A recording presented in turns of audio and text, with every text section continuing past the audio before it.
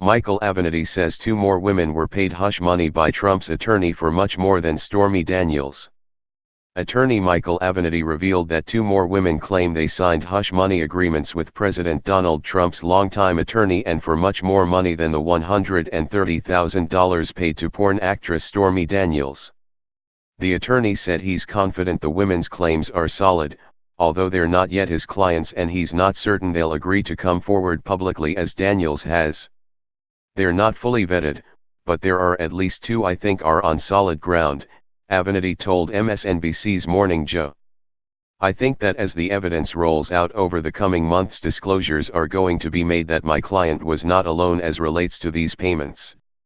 He told co-host Mika Brzezinski that these 2 women were paid more than Daniels to keep quiet about their extramarital affairs with Trump, but he declined to say whether they were paid more than $1 million.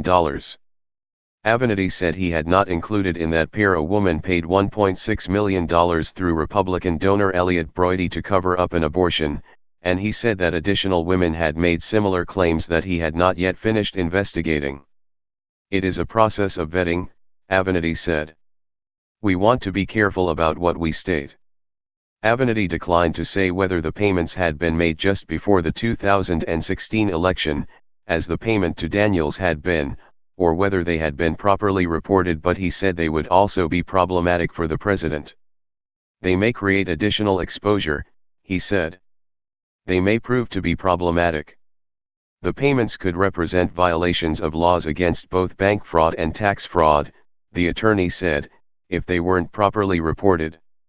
I mean, if in fact the president deducted these payments to Michael Cohen as a legal expense, meaning expense or legal services, which appears to be what Mr. Giuliani suggested as relates to how Michael Cohen was reimbursed, that would be a problem, Avenatti said.